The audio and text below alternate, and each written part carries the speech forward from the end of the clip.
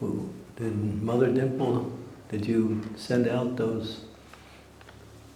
Not yet. Okay. I'm going to do it today. I just want to just to remind the devotees that they can expect that in their email.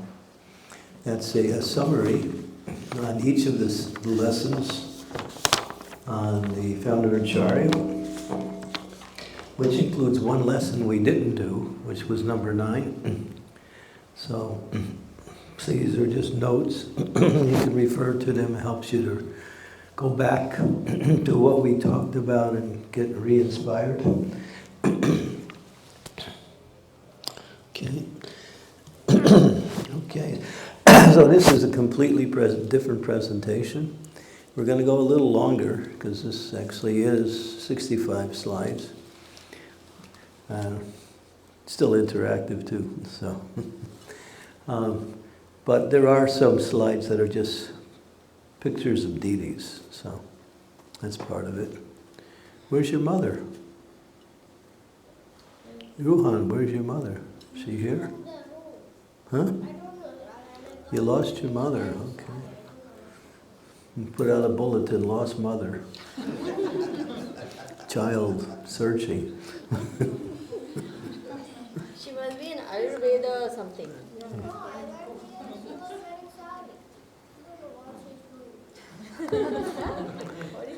Okay. Sounds shastric. Okay, so we can start off by reading. Now this is the title of the seminar.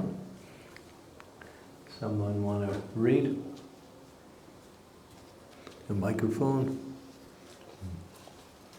Oh, I was going to give you. Why it is more important to study Srila Prabhupada's books more deeply now than ever before. More deeply now. So that's a big word in that sentence. So here, this picture of Srila Prabhupada, you can see how happy he is to see his books. When he saw his books being printed, he always felt like he's conquering the world now. So yeah. 4 generations. Okay. First, Srila Prabhupada, our founder Acharya. These are generations. Second one. Second is direct disciples. Third. Disciples of his disciples. Fourth. Disciples of the disciples of his disciples. So, we're talking into the future and the present into the future.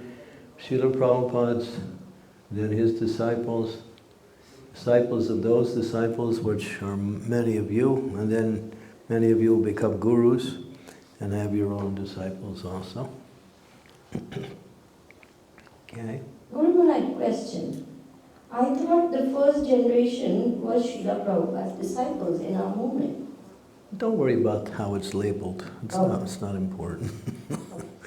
It's just, we're making it, you'll see how this connects with the whole theme here. So, in other words, the information is coming in 4 levels, or 4 generations. First Prabhupada's giving it, then his disciples are giving it. So the information is the philosophy. Okay. So the first emanation of the philosophy is Prabhupada. Okay. Okay? Got it. So that's what it means. Yeah. Okay? Okay. 4 categories to continue. Now these are all connected with his books. Remember that. Issues, problems that may arise, or significant decisions that need to be made.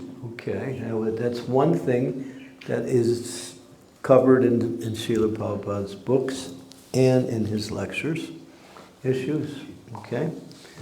Instructions, information given by our founder Acharya to resolve issues. Okay, there's the issues, and then the instructions to resolve the issues.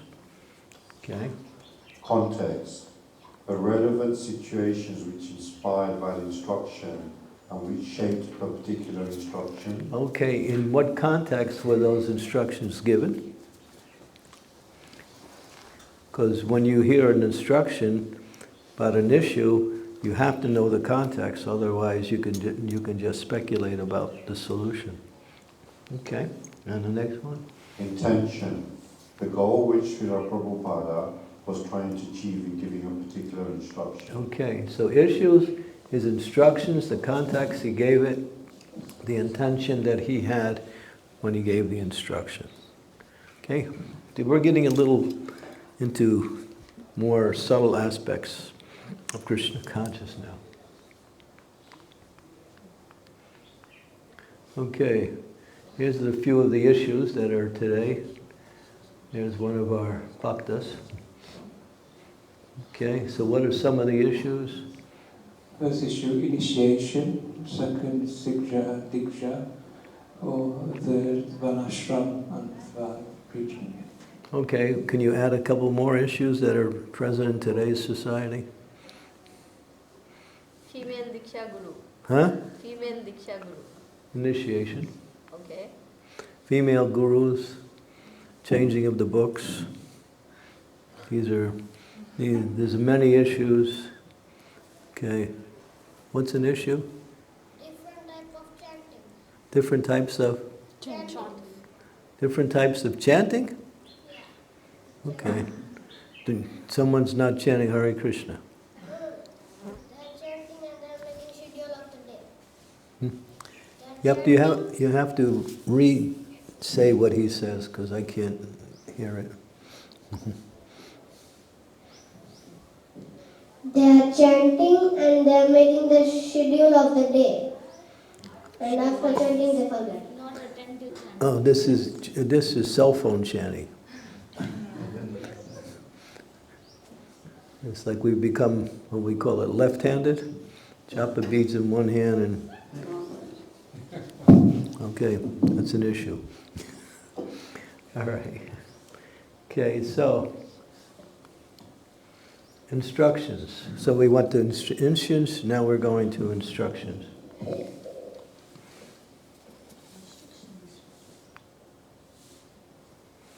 Okay, someone read. Nice and loud. Instructions is our spiritual leader and ultimate managerial authorities, the authorizes he left us. Books, lectures, conversations.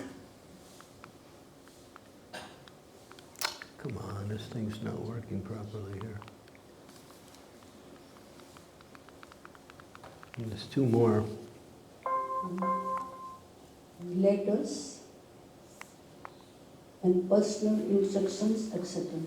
So these are the things that we center Prabhupada's Vakya around. His books, his lectures, room conversations. Conversations were also his morning walks, his letters to his devotees and others, his personal instructions. Some receive personal instructions. So these fall into the category of instructions. Okay? Clear? You can ask questions as we go along, Okay, next slide. This thing wants to retire. Context. So the context, the instructions are in, someone read? Time. Come on, Krishna. Oops. Place. Circumstances. Okay, so go back. So, yeah, you'll see who, when, where, how, what. The context, so these are the different categories of the instructions. Time, place, and certain. Because people say, well, Prabhupada said this. No, Prabhupada actually said this. No, Prabhupada said this, but he meant this.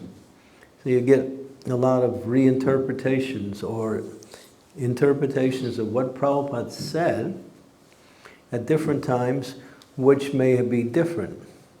For instance, just one thing he said, he said, the natural condition of the body is to be healthy.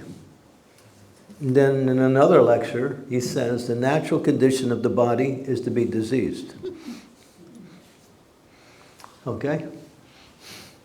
So he's talking to an audience. So he's making that point that both of these things have relevancy. But therefore, for time, place, and circumstance, he's talking to a certain audience to make a certain point. So you might say, well, that's complete contradiction. It's not when you look at it in a broader term. Just like, I'll give you an example, you can answer. Is there anything, what is the definition of material? It's not eternal. Huh? It's not eternal. Okay, it's not eternal. Material means something that is temporary. Okay? Another definition of material. Anyone? Ruhan's up there with his questions. Okay, answer. Yeah? Non-living. Huh? It's non-living. It's dead matter. Dead matter. Jada. Jada. Yeah, okay. It's something we can experience with our senses. You can experience both material and spiritual with your senses. With our material senses. No, but still you can, yeah, but you have spiritual senses also. They're not maybe being revealed. Okay, back to Ruhan over there. You go first and then let him. Anything not connected to Krishna. Yeah, anything not connected to Krishna. So if everything is connected to Krishna, is there anything material? So what is material? It's just a term, that's all. It simply means cut off. So from the absolute point of view, there's no such thing as material. And Krishna doesn't see things material and spiritual because everything is his energy. And therefore his energy is always spiritual, although it manifests itself in how it operates in different ways. The material energy works different than the spiritual energy. But the material energy is also spiritual energy working in a different way. Because everything comes from Krishna, so how can anything be material that comes from the Supreme Source, which is spiritual? So when you hear that there's no such thing as material, that's right. But then again, when you hear there is material, that's right. So it's in the context, and when you're trying to explain the point from different levels of understanding or different angles of vision. So that's why people get confused when they hear from Prabhupada, because they don't, we're saying you have to understand time, place, and circumstance when you hear what is being said. If you don't consider that, then you'll say, well, he's saying one thing and now he's saying something different.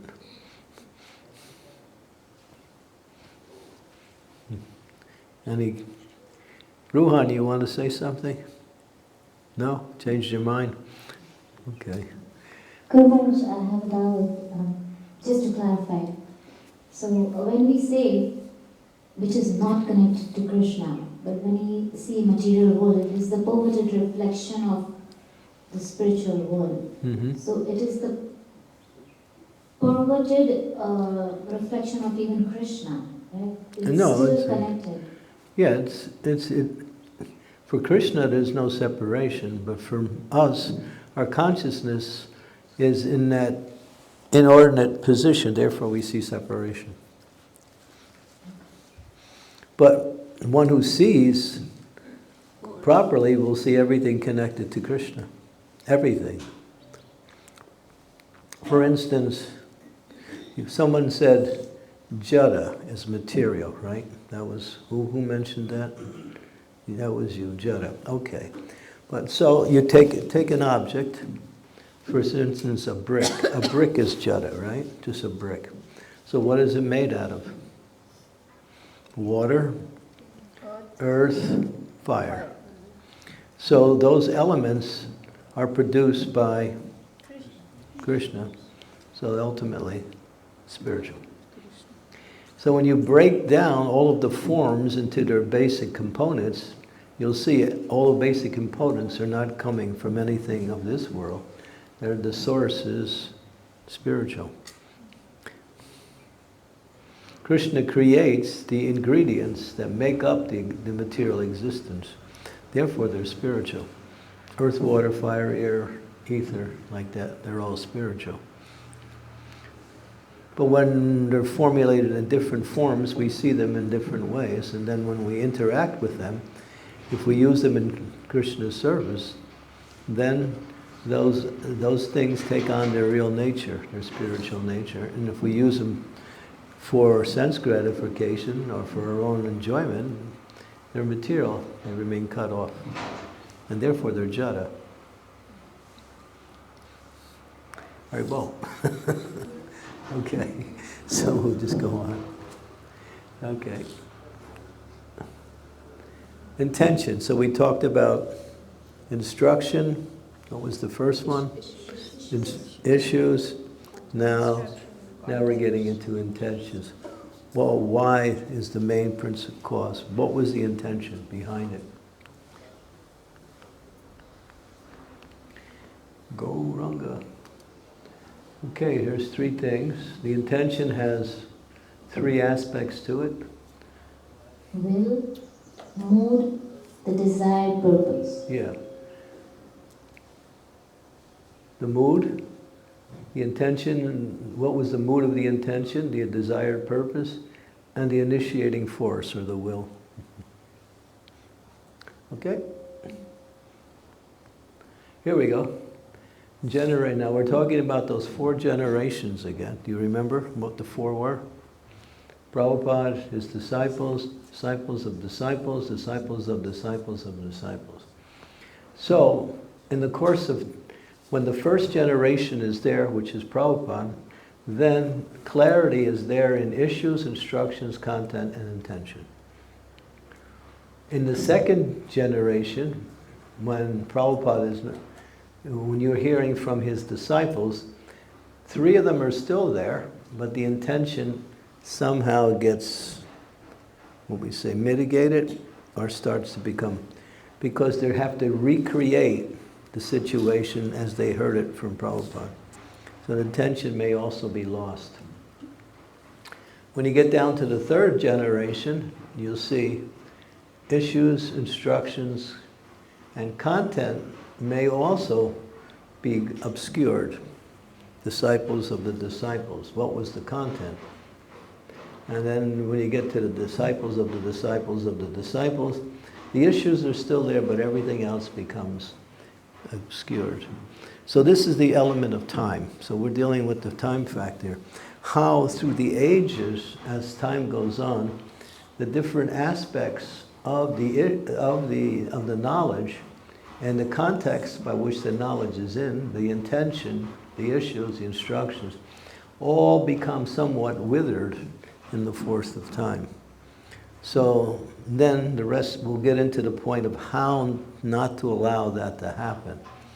So this happens. Just like I can ask you about certain things that happened with Prabhupada, because you weren't there, or if you didn't hear from Prabhupada's disciples, you wouldn't be able to explain.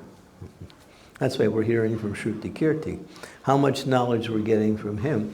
He's personally present with Prabhupada and he's giving us exactly the way it was. There might even be a slight change in the way he presents it because he's a person, he has a certain way of understanding the situation also. So when you get right to Prabhupada, then everything is clear. Then you come down in a different generation. So is that clear so far? And this is all about the retention of and remembrance of what Prabhupada gave us. Okay? Okay.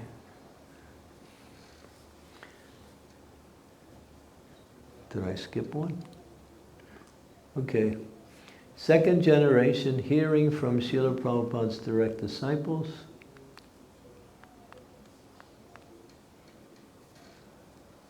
Read.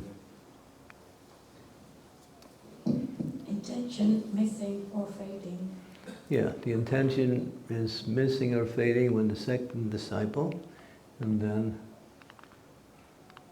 come on, this thing is not working properly.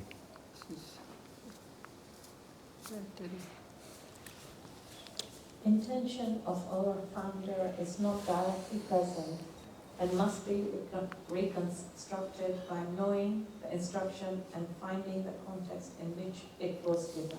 So the second iteration, those who heard from Prabhupada, is not directly to him. Because he's not present, they have to reconstruct it and give that knowledge according to how it was given to them. Okay?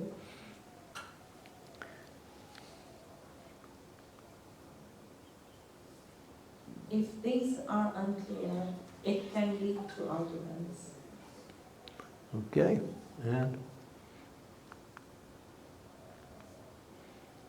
Sometimes a different understanding gets stifled. stifled and confused. Yeah.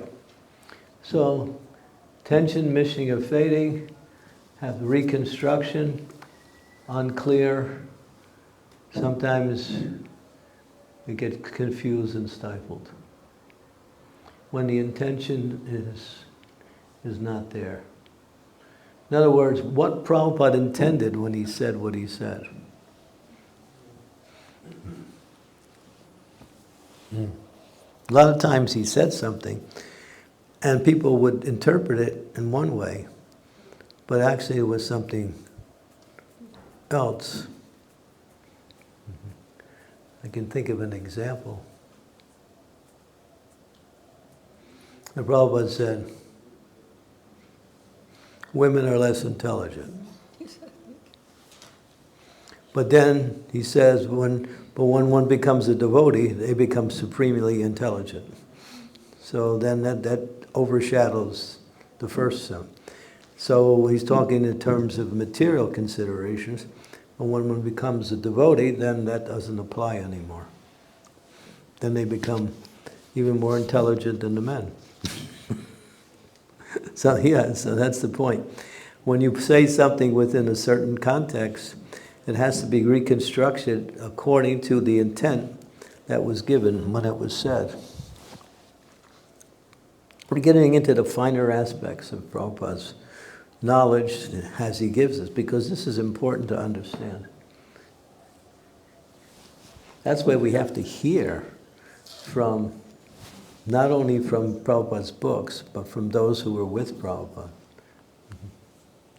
Okay? Okay, here we go. What's the intention of this thing here? Okay, third generation. All Srila Prabhupada's disciples gone. Now we are hearing from disciples of Srila Prabhupada's direct disciples, missing context and intention.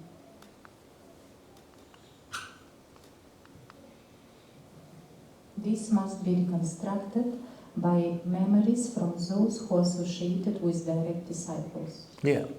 So the content and the intention is missing. So in order to bring it back, one has to hear it from those who were there when Prabhupada said it. That means it must be reconstructed again. Yeah. So you're hearing like from Shruti Kirti, and he's reconstructing what Prabhupada has told us. Okay, third generation and fourth generation. Fourth generation, all association with those who directly associated with Srila Prabhupada is now gone. Missing direct instructions, context and intention.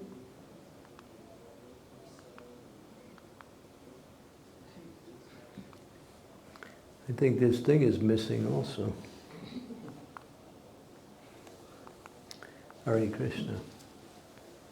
These now need to be reconstructed by a relevant system of education and careful study of those instructions that he left us. So now we have to do a reconstruction program of what Prabhupada gave us, what was the intent, what was the mood, what was the context, what was the desired result. This has to be reconstructed now by a relevant system of education and careful study of those instructions that he left us. So now we're coming into a more organized way to bring back what Prabhupada gave us, so it becomes clear what he intended. Okay? Guru, I just, Okay. my, Yeah, this is for discussion, don't worry. Are you sitting down there so you don't like chairs? No, I'm just comfortable. Okay. My humble request is that all these things be carefully preserved as digital archives, whatever we have been given and whatever memories, whatever we can glean even now. I mean, whatever Prabhupada disciples are still left on this planet. That's the point. We need You have to take advantage of Prabhupada's disciples that are here, especially the ones that had associating with him. Yeah, if you don't take advantage of that, or construct a system of education to understand through hearing from Prabhupada's disciples what he intended, then we're subject to speculation or just basic ignorance. It just gives me the heebie-jeebies, when I think that Prabhupada's disciples will not be here on the planet. That'll be brought up and the slides are coming. We'll be gone. Everybody gets their turn. Your number's there. We all have to go. Don't worry. You'll go someplace better. You might think London is really nice. Don't worry about that. Become Krishna conscious and you'll go back home to God, and if you fall a little short, you'll definitely get a better situation. But I don't want to leave where I'm at. I have so many friends. Oh no. And I just got my house finished too, and I painted it. Oh my God. And I have all this inheritance and I'm dying and I didn't get to spend it. Haribol. all that doesn't bother me, Guru. Okay. I just can't Imagine even 1 hour without you being on this planet. All right, I'll stick around. Thank you. Let me go first. Please let me go first. That's what Haridas Thakur said to Lord Yes. Chaitanya. He said, I don't want to see No, your final Leela. me too. Yeah. Okay, then I can do some Zoom calls, continue. You can tune in from wherever you are. Okay. Okay, here we go. Someone read? Prabhupada comments. Nice and loud, really loud. Prabhupada comments. All the devotees connected with Krishna consciousness movement must read all the books that I have been translated. Nice and loud. Come on, put some volume in there. The Chaitanya Charitamrita, Scream. Srimad Bhagavatam, Bhagavad Gita, and others. Otherwise, after some time, they will simply eat, sleep, and fall down from their positions. Thus, they will miss the opportunity to attain the eternal, blissful life of Krishna transcendental pleasure. Read the reference. Reference Chaitanya Charitamrita, Madhya 25.278. Yeah, this is a very, very important verse. Extremely important. We give classes on this verse also.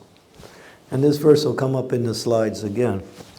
That Prabhupada, this is Prabhupada.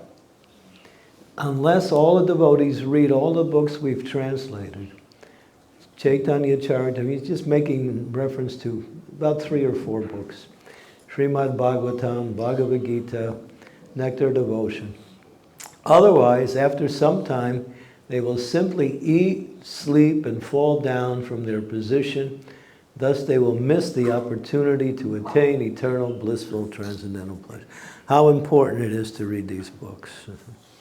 It keeps you connected to the process of devotional service.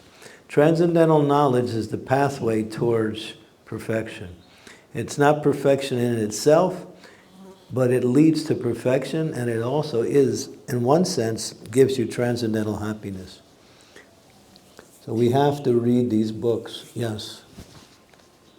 Nice and loud? You're ready for the next slide? Okay. All right. Nice and loud. You must all study very scrutinizingly.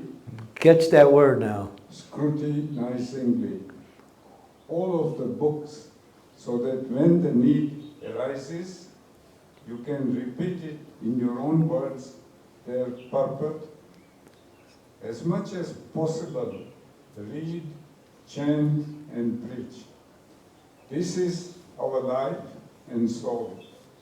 If we keep to this simple formula, then there is no doubt that we will be victorious wherever we go, and very soon we will become the only religion in the world. Yeah, because this knowledge is coming from the spiritual world itself, through the hearts of the pure devotees, in this case, Srila Prabhupada.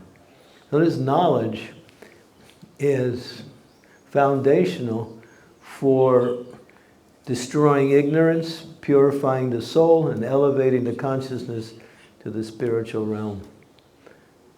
And then Prabhupada makes the point, we must study very Scrutinizingly.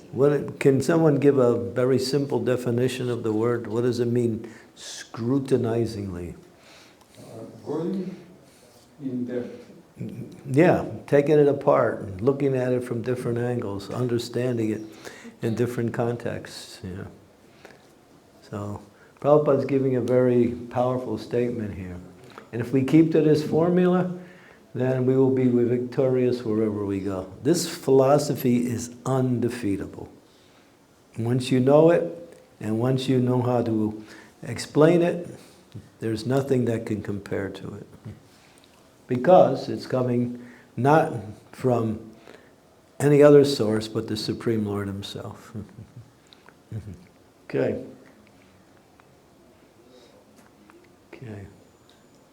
Okay, read that. If you want to stay in Krishna consciousness, you'll have to develop firm faith in Guru and Shastra. Therefore, you must study my books very scrutinizingly. There it is again. Follow the 4 regulative principles very strictly and chant 16 rounds daily, avoiding the 10 offenses. Don't take this movement as something cheap. Letter to Shrutadev, October 30th, 1976. Okay? Again, he's making the point, scrutinizing study, follow the principles. This is something that is essential for becoming successful in our process of devotion to Krishna. Okay. Why did Prabhupada spend so much time translating his books, having devotees distribute his books? Because he saw this knowledge, can change the whole face of the society if people would understand it and learn how to adopt it. She has a question. Yeah. Okay. To clarify on the previous slide. I have to go back on this thing. Okay. So is Prabhupada saying that by studying his books, that will help us to develop firm faith in Guru and Shastra? Yeah. Yeah. And there's a question connected with that? Just clarification. No, that's true. Yeah. Faith is fortified by knowledge. And when knowledge is applied, it comes to realization. When realization is there, you're in Krishna consciousness. Yes. Very much. Okay.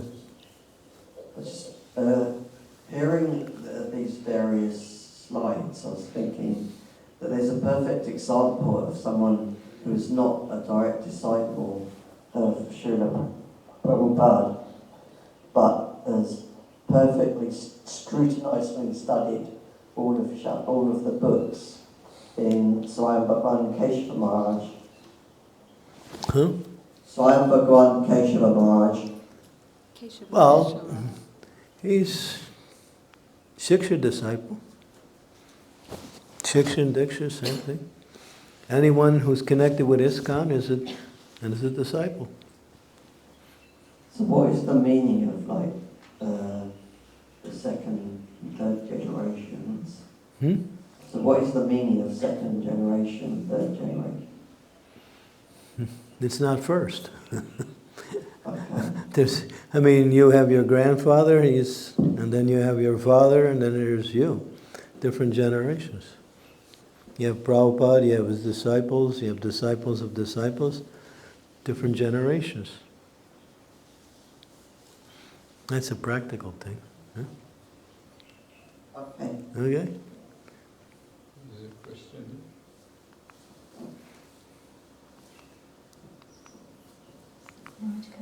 Okay. Okay. Brenda has a question. Yeah. Don't ask me to go back. This thing is not complying. So Raj, here it's Srila Prabhupada writing. He's making this point of if you follow these particular instructions, you can progress in your Krishna consciousness. Right. So one thing that's coming to me is we can be following this process that Prabhupada's giving to us, but we can become mechanical. So when we notice that we're becoming mechanical, how can we shift our intention so that we are absorbing ourselves and not just becoming mechanical? Mechanical means you don't really know the purpose behind what you're doing. You're just doing it. But everything we do in Krishna consciousness is directed. One, we want to become purified through the process of hearing and chanting. We want to push on Krishna consciousness through the activities we perform. 3, we want to please the spiritual master and the Lord. So these are motivations that take us out of the mood of mechanical. Mechanical simply means, I don't know why I'm doing it, I'm just doing it. Or you lose the actual connection and you just think, well, yeah, I got to get it done, so I get it done. That's mechanical. But every activity is meant to be an expression of devotion. Even gaining personal knowledge, that's also. Just like Prabhupada is giving and we are receiving. The one who's giving, that's devotional. The one who's receiving, that's devotional. If we're receiving it. Yeah. It's not like one is better than the other. They're both part of the same process of knowledge. Does it make sense? Okay. All right. Next, who wants to read this one? Therefore, I recommend you read books more and more and try to understand the subject matter from different angles of vision. That's important. Different angles of vision, yeah. And be always discussing it with your godbrothers. And when you are working and you cannot read, then listen to the tapes of my lectures and hear in that way. And never neglect to chant your 16 rounds of beads daily. Rise without fail. Rise early without fail. Attend Mangal Arati, take bath, and follow the other regulative principles, and everything will come out very successfully. You can rest assured of that. That's a general statement. That applies to everyone. Prabhupada's giving us the formula. But he's emphasizing in the beginning the importance of reading and discussing. Bodhyantas parasparam katyantas cha mamdacha tusyanti cha ramanti cha. That it becomes joyful to hear and chant about the glories of the Lord, about the philosophy connected with the practice of devotional service. It's a joyful experience. It's not just a learning experience. So today morning, Guru Maharaj, we were just discussing how can we retain now what we have been given and expand more and more in trying to understand Srila Prabhupada, our relationship, how to take things forward. And Vida came with a very nice suggestion. She said we must very quickly, all of us get together on a Zoom meeting. I suggested a Zoom meeting to start discussing this topic, and so that it remains fresh in our mind and we feel we have this momentum which we have gained, we don't lose traction. Okay, but if you stay with this seminar, you'll get the answers also. Okay. Your question is coming, your answer is coming up to your question. Okay. Okay, so it's coming up soon.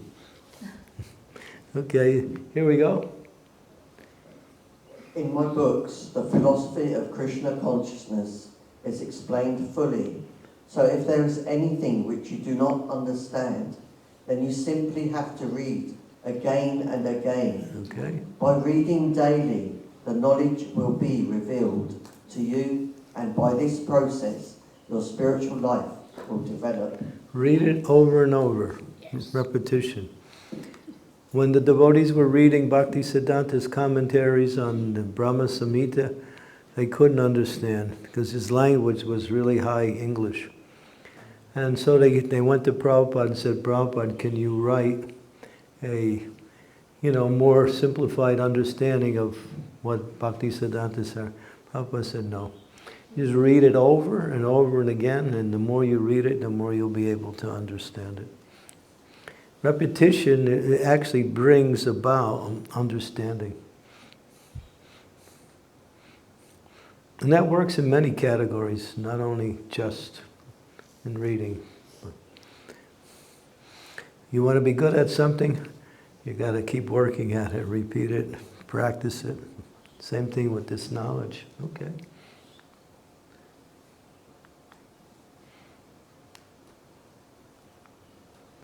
Hare Krishna.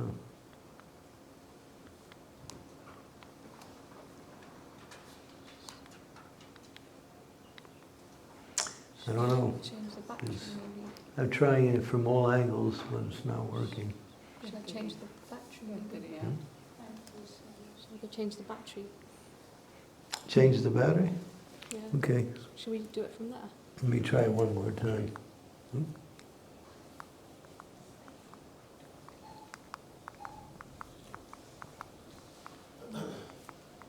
Okay. Okay, now you can go change the battery. Who can read it? When someone wants to read that?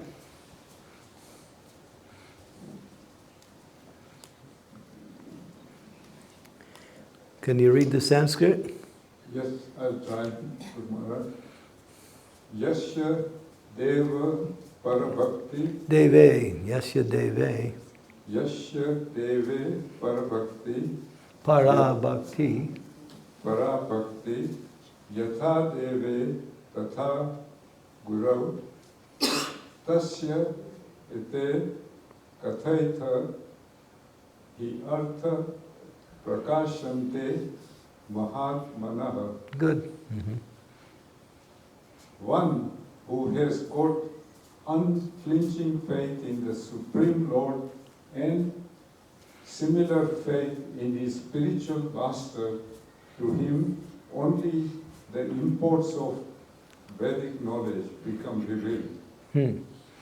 Now, this is a very fundamental statement. One who has complete faith in both Guru and the Lord, automatically all of the imports of Vedic knowledge become revealed. So that means you don't have to read. But how do you get that faith? By reading. Okay. Okay, here you go. Sri Devi, this is the one you've been looking for. 3 types of study. Personal study, group study, systematic group study. 3 ways you can study. Individually, with a small group of people, taking various types of seminars and like that. Okay? Next one. Here you go.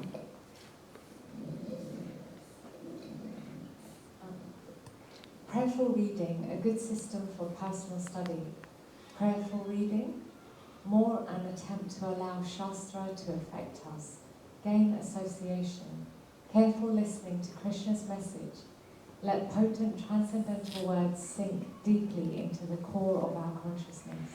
Pick up on the mood. He's not only reading, but he's really thinking deeply about what he's reading. Also in the mood of trying to understand by offering a type of prayer to help one understand. So, yeah. More of an attempt to allow Shastra to affect us. Gaining association, listening to Krishna's message, going deeply, more deeply into the core of our own consciousness. Guru Maharaj, 1 second, please don't change. Please don't change, 1 second. Okay. Finished? Yes, thank you. Okay. Here, now suggested steps beginning to practice of prayerful reading. So listen to these 10 steps, and if you can follow these, you'll have all of the tools for retention of reading. Okay? First one? Decide what you will read. Okay, you're about to read. First thing you do is decide what you're going to read. Decide how long you will read for. It is up to you. Go to a place where you can be alone with the book, uninterrupted and quiet. Okay. Make yourself comfortable, but don't fall asleep. Okay. Cultivate an appropriate attitude. I want to learn, I want to understand. Before starting, you may offer prayers. When you're ready, begin reading. Read aloud or silently. Some devotees like to read silently, some like to read aloud, some go back and forth. So choose the way that you can actually retain or at least absorb what you're reading. You can choose, yeah. Read until a word, a phrase or an idea strikes you or catches your attention. Strive to understand it deeply. Yeah. So something comes up, think about it, oh, okay. And you may also write it down. That would also help. Okay. When your time is up, offer obeisances and try to recall any realizations that may have been offered to you. Yeah, part of that recall is to maybe write down. Assimilate into your life what you have read and realized. Read Srila Prabhupada's books in this fashion as much as you can. So these 10 steps are very helpful. Guru Maharaj, is it possible to get these 10 points? Yeah. These 10 points? Anything on any information on this, I'll make it available. Okay. Yeah. Thank you so much. This is so important for us. Yeah. Reading with devotees and getting the most out of what you read. Okay, there's Lord Chaitanya and his disciples. Read first and or hear as explained before. Then repeat and explain among others. Ask relevant questions. Discuss from all angles. Apply what you learn in your life. And share experiences. Yeah. So here's one way to turn reading into a session of actual realization. Repeat, explain, ask questions. All right, I see it from one angle, but maybe there's another angle the way I can see it. Apply what you learn in your life, share experiences. Okay? Questions about those? Pretty clear. Okay. Can I ask a question? Marge, can I ask a question? Yeah. Want to go back? Is there any, I don't know what the right word is, but like reading in solitude and reading with devotees, like is there a sort of... Both are beneficial. if you want to read in a prayerful and absorbing mood, when you're reading with devotees, you read out loud and you wind up discussing it also. In Generally. terms of like how we spend our time, is it like half our time we should read alone, half our time devotees? Any sort of guidelines around that? If you want an answer to that, I would say most of our reading is usually done alone. And maybe you can use, I would say, at least 25% of your reading should be done with others. 25% of your time. Okay. So who are these personalities? 6 Buddhas. Okay. And what to look for when you read? Okay. So here we go. Now we're getting to get a little bit more detail. There's 3 categories: knowledge, personal application. No, actually there's more. So in the category of knowledge there is memory and recall, understanding, realization. in the category of personal application there is Preaching application, theological application. in this category faith and conviction, Evaluation, mood and mission, authority, academic and moral integrity, responsibility for learning. So these are different results that you get from reading and understanding. All these things make up the process of transcendental knowledge. What is the authority, the integrity we can gain from it, how to evaluate, taking the knowledge and using it for preaching, what are the theological applications of this knowledge, how it applies in a broader sense. All of these things fit into the category of Srila Prabhupada's books. Okay? And now we'll go through each one. Okay? Theoretical knowledge. That's the first part. Then when theoretical knowledge comes, Understanding. from understanding comes, Application. from application comes, Realization. and when realization is there, what happens? Higher thinking skills and values. Values unfold. So think about this progression. This is really important. You're reading and you're hoping to come to the understanding. Once you get an understanding, then you think, how can I use it in my execution of devotional service? When you start practicing the understanding that you got from the knowledge, then you start realizing it. Realization is Krishna consciousness. If we haven't come to the point of realization, then we have to go through these different stages in order to reach that stage. Everything is about realization. How many times have we heard, "You're not this body"? How much do we actually fully, completely, in the depths of our understanding, understand that we're not this body? We hear it so many times.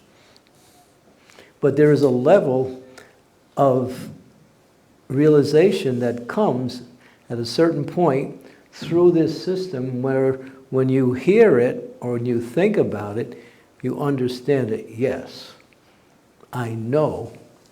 Not that I think, I know I'm not this body. When you eat, you get the benefits of eating. You get knowledge, you get happiness, you get freedom from hunger, you get energy. You read the menu, you don't get any of that. But you reading the menu or hearing about what you're going to eat is the inspiration by which to take the next step and eat it. So theoretical knowledge is the beginning, but it leads when you apply these different mindsets to all of these higher, and the result is you develop skills, evaluate, in other words, you develop the characteristics of a pure devotee. These, because they're in the soul already, they just come out through this process. Yeah. Question? Yes, Shri Krishna Chaitanya. Nice and loud. So the theoretical knowledge which we gain by reading, so often I see that in the application stage it becomes, we falter. So how do we overcome this? You have to find the environment by which you can apply the application. Usually that's in the association of devotees. In the association of devotees, then it becomes easy to use that knowledge that you've gained theoretically and apply it. You can practice humility, but you can't do it alone. You have to be in association of devotees to act in a humble way and get that benefit of that experience of practicing humility. So it comes by associating with devotees or in the execution of your service. But in association of devotees, there's a broader field to get realization. Yeah. Yeah, that's why everything is centered around that. Yes. Okay, yeah. Yeah, that was the question you were going to ask? Okay. More in the application area, because devotee is mostly struggling in that area.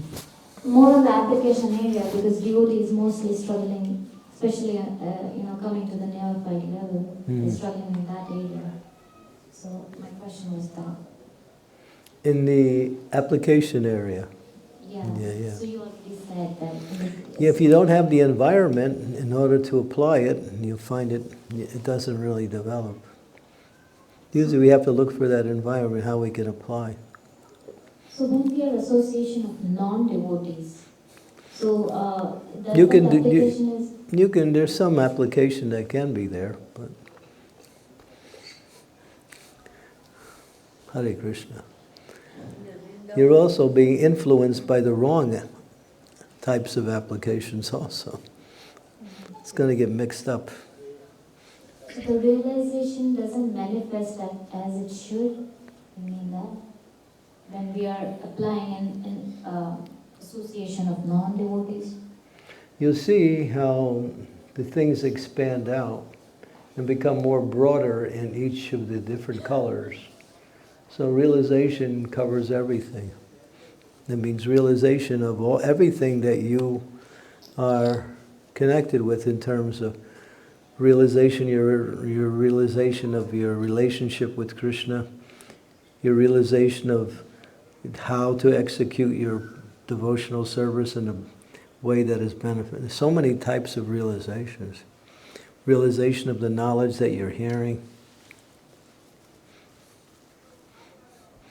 Realization is Krishna consciousness.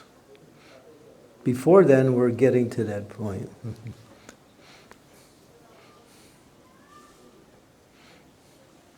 I was just wondering because the application is, we realize in the association of devotees, but when it comes to application, it has to be done when we go for preaching. It goes to non-devotees as well. Yeah. So the more you realize what you're speaking, the more it'll have an effect on those you're speaking to. If you repeat, that's one way, and that's also good. But when you realize it, it has the potency. Yeah, okay. Hare Krishna. This process, how it's connected with our stages.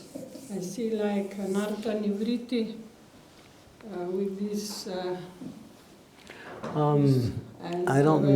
I wouldn't be able to. I don't see the connection between the different. I mean, you can draw a very thin line between the different stages in this. But even a person on a very lower stage of bhakti can get realization. Mm-hmm. So it's not an absolute principle according to stages. Mm-hmm. But in the end, there is this change of character and values. Yeah, yeah, that's the higher. You start becoming. In other words, you're developing the qualities of the mode of goodness. Yeah. Okay. Mark, Brenda has a question. Okay. Yeah, Brenda. Maharaj, I wanted to ask, Because anything we do in life can be in the three modes: mode of goodness, the mode of passion, the mode of ignorance. Right. So my question is, when it comes to studying Srila Prabhupada's books, can these three modes affect, according to the mode the mode in which we study Srila Prabhupada's books, how does that affect these 5 They don't, but it steps? affects our understanding, that's all. So the second step? In the understanding, yeah, it can. Because it depends on the modes that have an influence.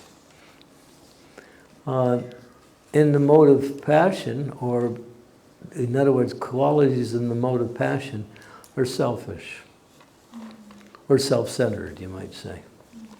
Qualities in the mode of ignorance are destructive, not beneficial for anyone. And the mode of goodness is beneficial for the person and for others. But they're not transcendental because they're not, unless they're used in the service of the Lord, and goodness becomes sattva gun, or sudasattva. So yeah, in other words, if you're reading the books to gain some kind of knowledge so you can enjoy better in this world, then you're in the mode of passion. If you're reading the books in order to get some ideas how to destroy your enemy, you're in the mode of ignorance. If you're reading the books and trying to get knowledge, in order to elevate your consciousness where you can develop those qualities that are conducive to execution of devotional service, then you're acting in the mode of goodness. It doesn't mean you're in the mode of goodness, it means you're acting in the mode of goodness. So yeah, so what is your motivation? Yeah, that's also part of the whole process. Yes. Is that clear? Yeah, okay.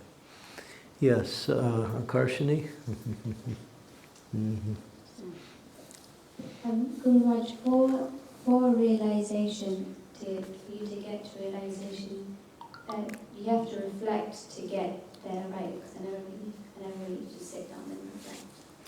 Reflecting on where we are and where we want to go? Yeah? You have to be honest, reflect on where you are. Or if you're not sure where you are, you can ask somebody. Your best friend, what's wrong with me? I've seen that exercise performed. We sit in groups and we have to tell each other what's wrong with you. And you say, thank you very much. I won't talk to you again, but thanks for the help. And so, it's not something we usually do. But yeah, but reflecting is part of, we call it introspective. Introspective, a devotee is introspective, always looking within to see how they can improve, what is there that they need to eliminate. Yeah. Okay. And I think I know the answer to this, but what if a devotee isn't like that? What if a devotee isn't introspective? Like,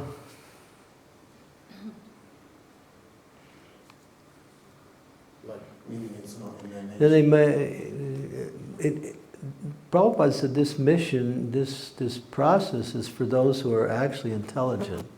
And part of being intelligent means to be thoughtful.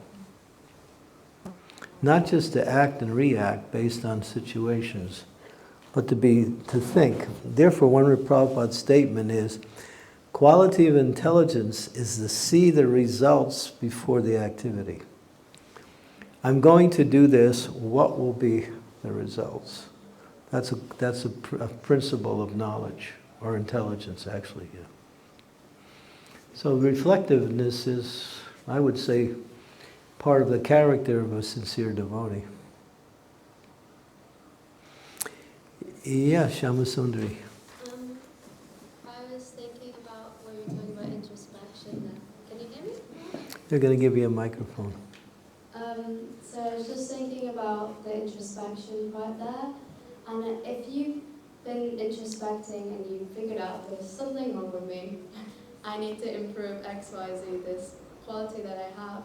What kind of advice do you have for like actually working on those things? Like, do you have any kind of tools you suggest using, or I don't know? How to overcome those? Yeah, once you know what it is, how do you overcome it? First you have to recognize it. When you recognize it, two ways to overcome it. One is to try to avoid falling into that same activity again. And how to get rid of the mindset that causes you to get into that activity is to chant Hare Krishna and to purify yourself through the process. So it's observing, avoiding, and at the same time practicing the holy name and the process. These all together will help you to overcome. Because there are people in the material world, they see things that are wrong, but they don't have a process for getting rid of it. Our process is to purify ourselves, and that eliminates it. Yeah. So it just requires some patience as well. Yeah, thank you. Guru Maharaj, I have a question. Yeah. So in this previous slide which we saw, theoretical knowledge is where it all begins. That means we first gain that knowledge, then we understand it, apply it, and so on. But I have seen lots of people having lots of Shastric knowledge, but very little understanding and application. That means their knowledge is just memory, that's all. They memorize, they're good, they can memorize things. There are people who can memorize really good. And you'll see our friend the parrot, he'll come up there. You can teach a parrot how to chant Hare Krishna, but when the cat comes, yeah, okay. Krishna Okay. Kaviraj Prabhu has a question.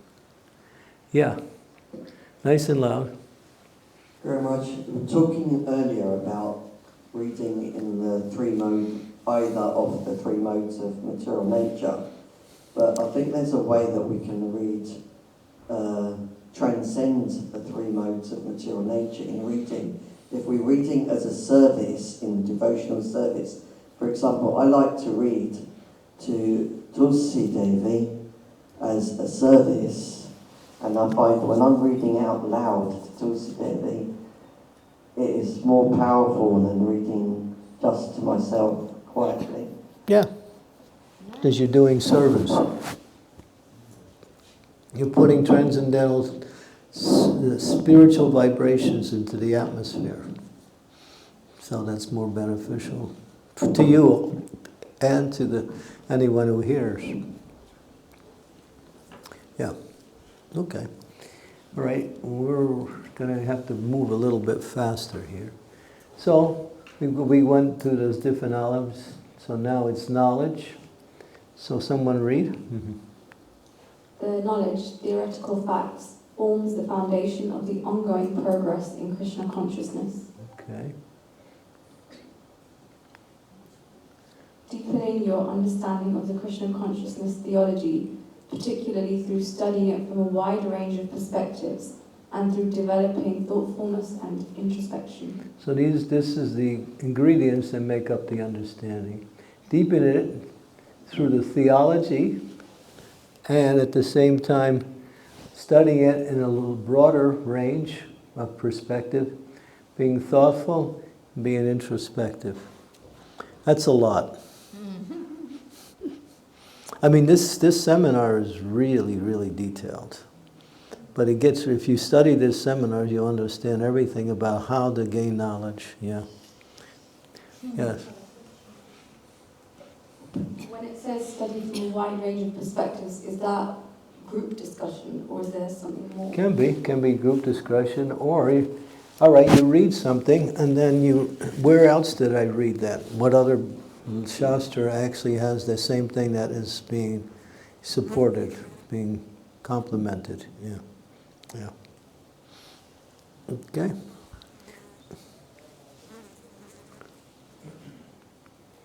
Okay. Here, this is an important statement. Someone read. To hear and explain them, the books, is more important than reading them. Ah, you got that? One can assimilate the knowledge of the revealed scriptures only by hearing and explaining. Hearing is called Shravana and explaining is called Kirtana. The two processes of Shravana and Kirtana are primary importance to progressive spiritual life. Srimad Bhagavatam 116 purport. Yeah, and that's a very powerful verse also.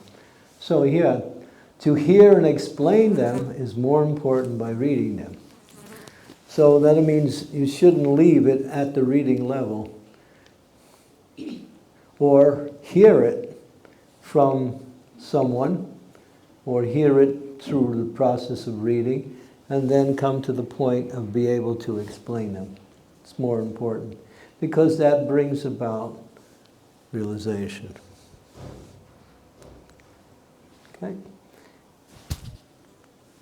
Okay, now this is a discussion point. Now we're going to get into a little discussion. So read this and try to understand what's being said here.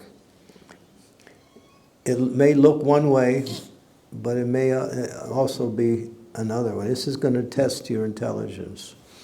Okay? The kripanas or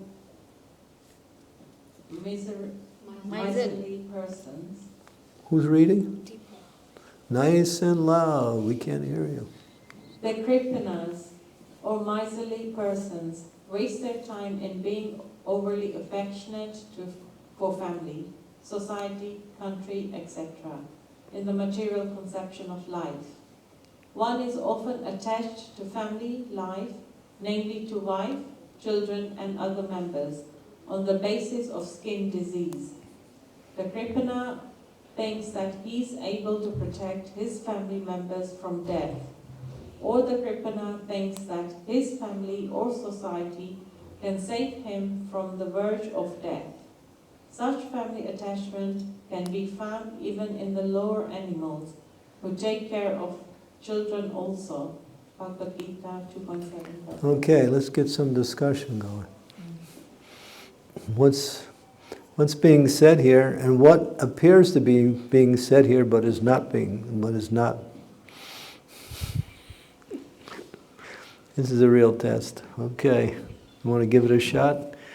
Go for it.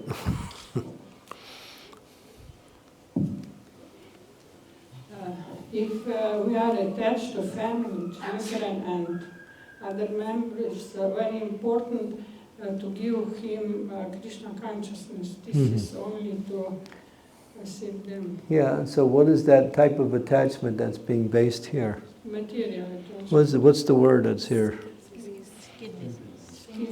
Skin. Yeah, because, hey, we're in the same family, therefore, you know. So, but the attachment to friends and family members should be in connection with our activities in devotional service. So what is being said here, people who are miserly, waste their time, and be overly affectionate for family, society, country, in the material conception of life. over-attached. In other words, everything centers around the family. Family activities, everything is centered. And they mistakenly think in that cocoon of life, what do they mistakenly think? That's all in all. That's all in all, and what is the result from that thinking? They can save, my wife can save me from Yeah, death. this is the thing, I'm fortified. I got a good family, I got money, I got a nice house, got many friends, we like each other, you know, we do things for each other. Hey, I made it. But we have to know that if we couldn't give them Krishna consciousness directly, we do this indirectly because if we have strength in Krishna consciousness. Yeah, so This is not about Krishna consciousness. This is about the materialist. Yeah. So if we're also falling into some of these tendencies here, and we're also riding the border of the material consciousness also. That's the point that we should look for. It's good to be attached to Krishna, and that way that attachment to others will come in the way of Krishna consciousness, and not simply, well, in other words, Prabhupada would say, the whole world's our family, because everyone is part and parcel of Krishna. Therefore, a devotee doesn't see his family members as being more important than everyone else, because he sees everyone as being in the family of Krishna. Therefore, he'll do whatever he can to help any, as much as he would do for a friend or a family member. Okay? You want to say something, Shamsun? I was going to say what you just said, that like looking at it this way, it's kind of like a selfish, like it's like these people are important because they're attached to me. Not seeing the whole world as a family. Yeah, it's miserly. The word kripana means miserly. In the early days, Guru Maharaj taking this led to a sort of artificial detachment from the family, or even I would say an escape from family responsibilities, prematurely taking sannyas in order to avoid the responsibilities of grihastha life, abandonment of children. That's not Krishna consciousness. Okay. Yeah. Okay, next one. It is now blindly accepted, this Krishna consciousness. With considerable deliberation, we take the decision. Lecture, Bhagavad Gita 7.13. Devotees are thoughtful. Prabhupada, what does he say in that one purport? I think it comes up. It says, blind following, and what's the other one? Absurd inquiries. Absurd inquiries are rejected. Blind following. Know why you're following. There's a thing called the 100 monkeys. You heard of the story of the 100 monkeys? One monkey does something, one monkey sees, the other monkey sees it. Oh, all right, and he does it too, because the first monkey does it. And then the third monkey follows the second monkey. When they get to the 100th monkey, he's doing it. He asks him why he's doing it. He has no idea.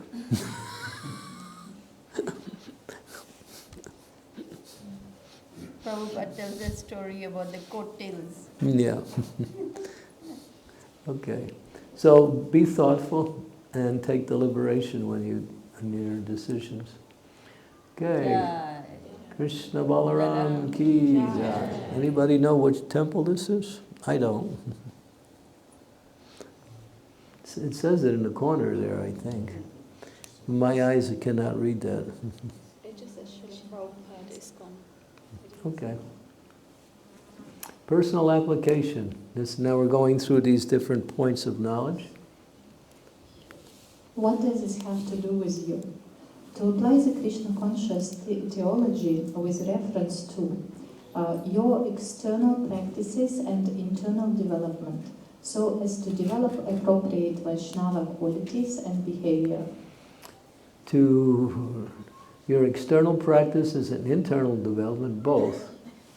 And these will this is how you apply the knowledge, not just one way but both ways, externally, internally.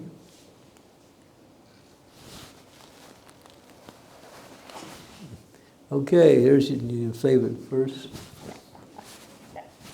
Simply quoting verses like a parrot will not be very much beneficial. One must apply Jnanam Vijnanam Sahitam. So we must know the Vijnana, how practically that is taught by the Goswamis. So here, Mr. Parrot, he's right, he's there. He's shastrically oriented. But if you ask him to explain it, caw, caw.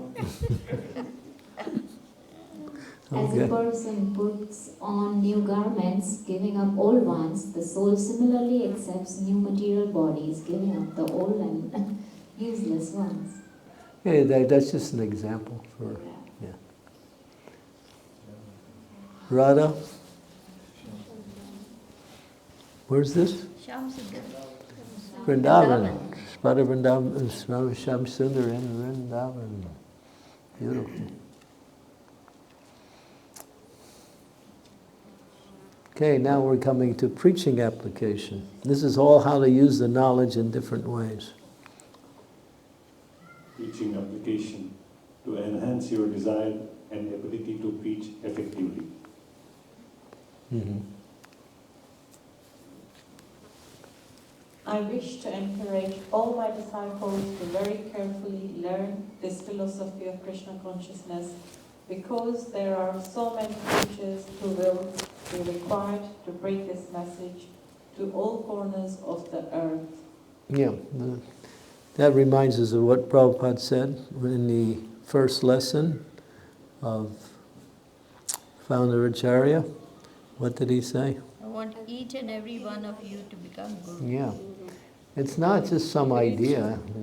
He said because there's so much need in the world to bring this knowledge. Okay?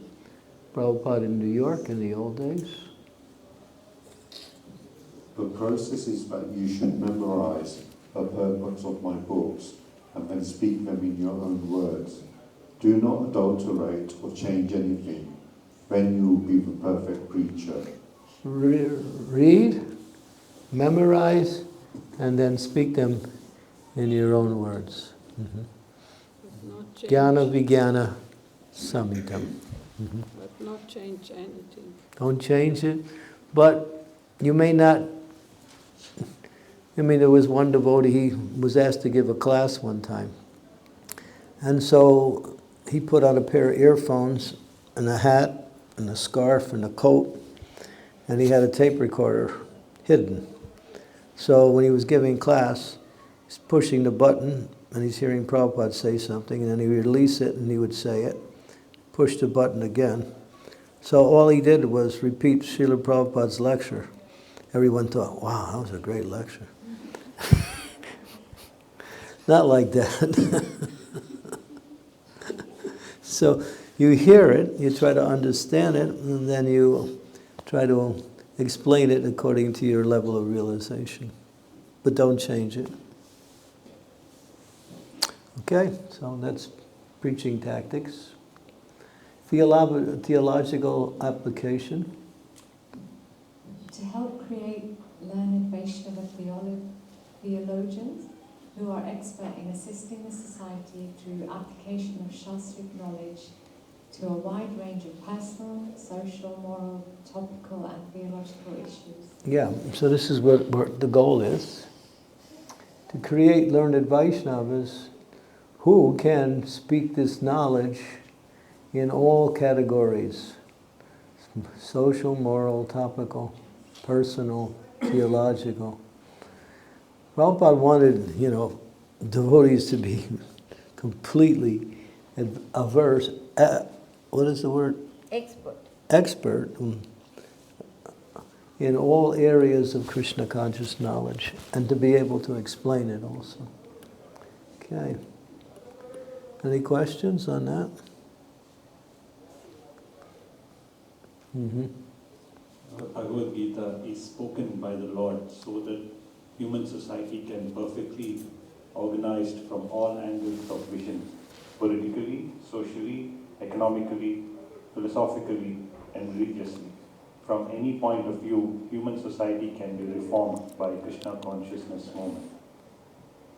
Chaitanya Charitamrita, Madhya Lila, 19.167. Yeah. So Prabhupada was not just looking from one angle.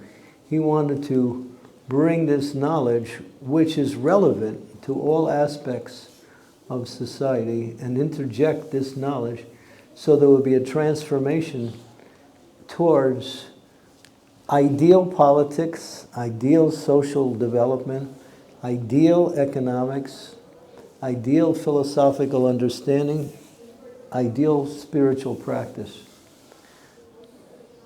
So Prabhupada said, I came to turn the whole world upside down. I wanted to change everything. He said everything is topsy-turvy because everything is going away from its intended, because everything is intended to be used in the service of Krishna, even the most basic material thing.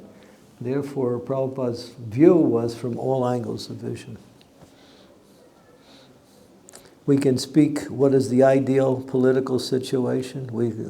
We can speak what is the ideal social arrangement, what is the ideal economic arrangement. All of these things line up with Shastra. Okay? Any questions on that? Okay. Who's that? Alachua, Krishna Balaram installation. Oh, Alachua, Krishna Balaram installation. Very good. Thank you. Faith and conviction. To build and maintain your faith and conviction in the process of Krishna consciousness and the Shastra and its foundations in your life. To build and maintain your faith and conviction. So faith is through making Shastra the foundation in your life, which helps to build conviction and faith. Okay? By faith comes, conviction follows. Faith comes from knowledge, faith comes from associating with devotees. Okay? Okay. There you go. Faith is the complete conviction that simply by serving the Supreme Lord, Sri Krishna, one can achieve all perfection. After reading Bhagavad Gita, one should give up all other engagements and adopt the service of the Supreme Lord, Krishna. If one is convinced to this philosophy of life, that is faith. Yeah. Vyavasayatmika verse purport. Is the Vyavasayatmika buddhi verse purport. Vivyasa. Oh, okay, that's Bhagavad Gita. Yeah. How faith is created by the association of devotees.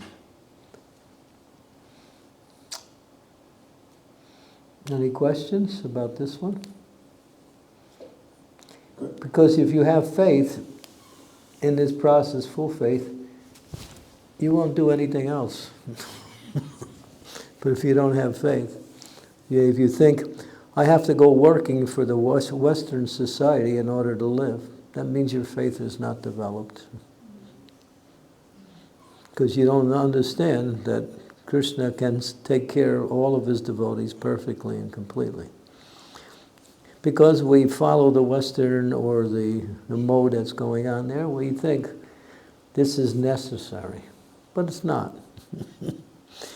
And the reason it's not is because there are many people who are not doing it. And still. But my situation is, no, it's not different. It just seems to be different. So if you have complete faith, then you'll serve the Lord 24 hours a day. Kumar, what if we have faith in Scripture, but how can we develop faith in devotees? In devotees? And then you, well, when you say devotees, you mean association with devotees? Yes. Well, sadhu sangha. In association of devotees you hear, in association of devotees you serve, in association of devotees you can also be able to see those qualities that you need to develop. You can see when you're not so humble, just like, sometimes I can see myself doing things that are really a little bit outside of the mood of proper Krishna consciousness. And then I think, oh, But I wouldn't be able to see that unless I was in the association of devotees. Or you can also learn things from associating with devotees. Devotees tell you what things they're doing, how they're experiencing their own Krishna. And so devotee association has a large gamut of benefits from all angles. So really, now you may choose your association also.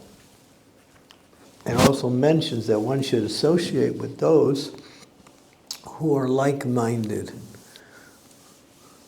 That means whose natures you can generally feel comfortable with. We may associate with any devotees, but we develop friendship with, and we are inclined to associate with persons who are like-minded. That's natural, even in material life, that's there. That's why we get married, that's why we develop friends, when we see there's a like-mindedness connected to that relationship.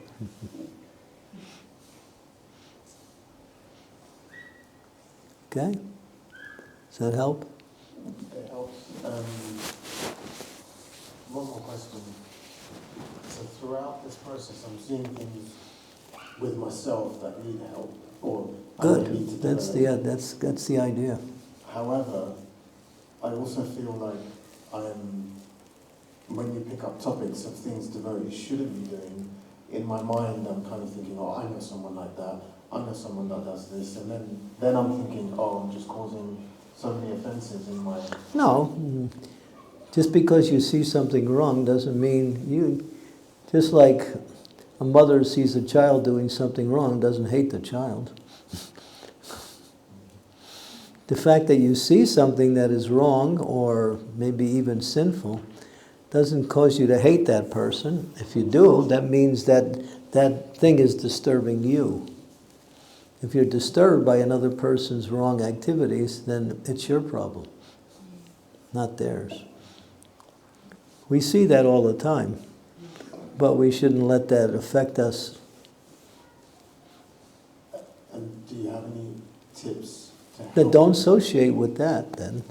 Therefore, if you associate with that, you'll be affected and you might also wind up committing offenses. So when you see that, you can respect that person. You can also understand that they're just, without proper understanding, without proper knowledge. Hate the sin, but not the sinner. The doctor tries to cure the disease without hating the patient because he's sick.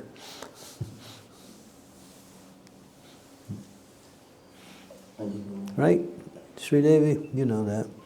You can meet people all the time. Do you dislike them because they come to you with so many problems? And they also dump their problems on you?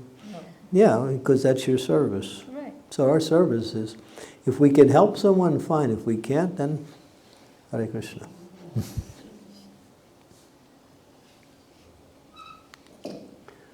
Queen Kunti prayed, I wish that all those calamities would happen again and again, so that we could see you again and again.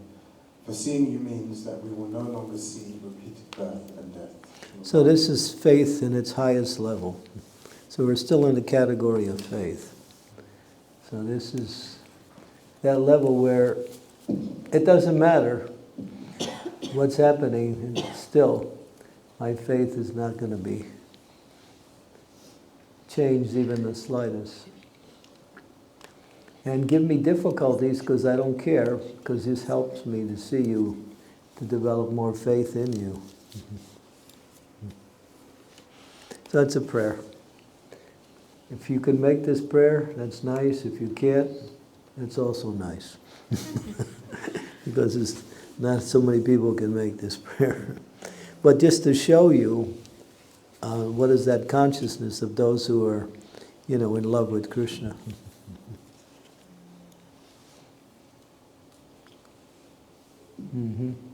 Okay, here's faith again.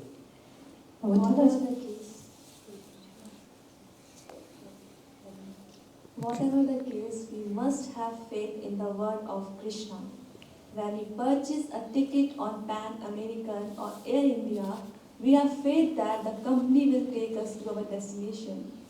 Faith is created because the company is authorized. Our faith should not be blind. Therefore, we should accept that which is recognized. Yeah. So learn about Prabhupada, learn about his books, and when you have faith, then it's not a question of doing or not doing. You have to leave? Doctor's appointment. Okay. All right. Thank you for coming. Thank you. There's only a few more slides left, so anyway. Okay, so, yeah. So we get on the airplane, and we don't even know the pilot. But we have faith we're going to get there, or else we wouldn't get on. We also pay money. So yeah, so when we develop, when the company is authorized, Prabhupada, we can say, is authorized. We learn enough about him to have faith in whatever he says. And we all, by practicing it, that faith becomes realized. Yeah. Okay. Just that last bit, I think you sort of answered it, but so therefore we should accept that which is recognized. So is that based on parampara, because they all accept it? Yeah. The basis of Yeah. Shastra. Yeah. That's good, nice point. Okay. Gauranitai ki jai. Who knows where that is? If you don't know where that is, where? Bhaktivedanta. Yeah. That's Prabhupada Bhaktivedanta Manor, sitting on his Vyasasana. Evaluation. Next one. Help you develop analytical, interpretative, and evaluative skills, particularly in respect to the practical application of Shastric knowledge. Evaluating, hearing, and then trying to evaluate. It helps you to become analytical. You can interpret it, understand it, evaluate it. So this is all part of the process of knowledge. It's in the category of evaluation. And that helps to understand and respect Shastric knowledge more. Okay, we're getting into the more subtle aspects of the knowledge now.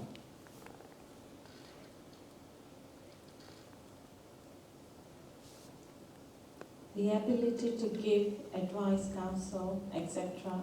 Oops, I'm sorry. The ability to give advice, counsel, etc. that is actually relevant and practically useful to society.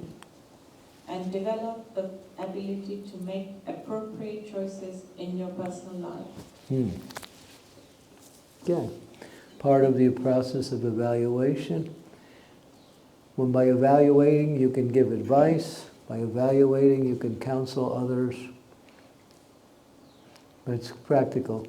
So this is for those who do counseling or do one-to-one counseling with people, Shastric knowledge, Shastric or practical understanding of how to develop our Krishna consciousness according to our situation in life. Yeah.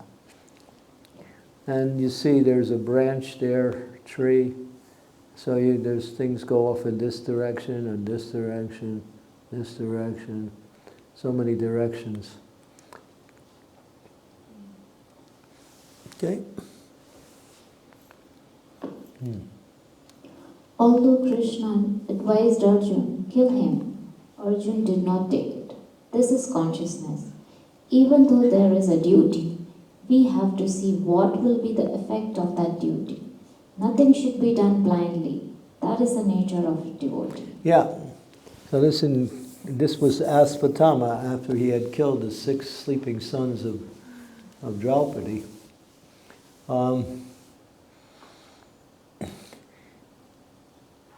Krishna was testing Arjuna, and he said, kill him immediately. But Arjuna didn't do that, because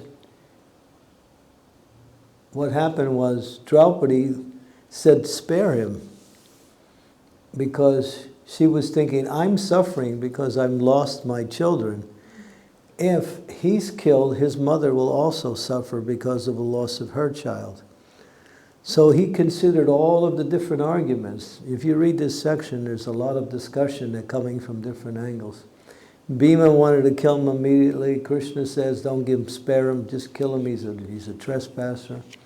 Draupadi said, she gave a completely different understanding, and she was the victim in this whole thing. So Arjuna now has to decide what to do. And Krishna told him, kill him, but he didn't do it. He considered all of the different arguments. And then eventually he acted, of course. And he didn't kill him. Hare Krishna. I have a question. So when there was a war on Kurukshetra, at that time also Krishna told to them, here also he's told to Arjuna that kill him.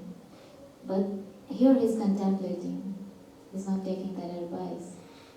He didn't take the advice either in the first place, too, until he actually understood the knowledge. So you see the same thing being played out. When Krishna told him to fight, he didn't fight.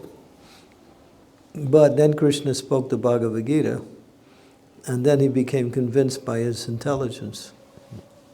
Yes, and this is after Bhagavad Gita, right? Yeah. This incident happened after Bhagavad Gita. Yeah.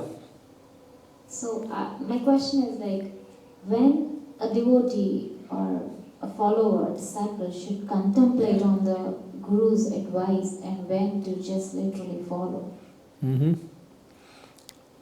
Generally follow, but the blind following. Sometimes we say, just do it. But sometimes we say, it depends on the situation. You have to understand the mood, the intention, what is the ultimate results. What was I going to say? Sometimes the spiritual master will say something to test the disciple. And sometimes he's giving a direct instruction which he wants to follow.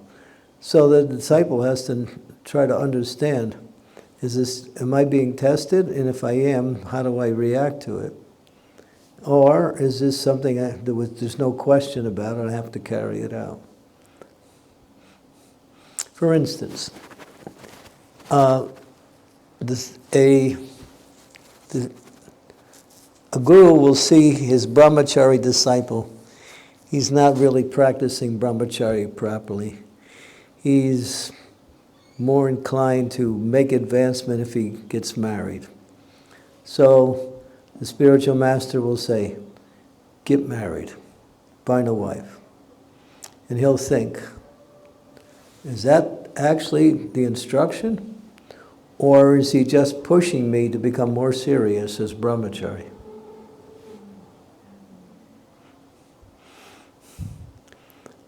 So there's an example.